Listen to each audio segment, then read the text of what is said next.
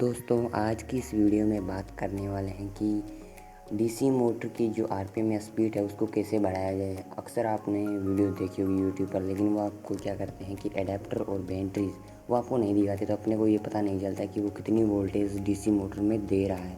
वो क्या करते हैं कि वेल्डिंग से पहले डीसी मोटर पे क्या कम वोल्टेज देते हैं और वेल्डिंग करने के बाद में ज़्यादा तो अपने सोचते हैं कि डीसी मोटर जो है स्पीड में चलने लगी, लेकिन वो वोल्टेज के कारण होता है। तो आज मैं इसी पर वीडियो लेके आया हूँ।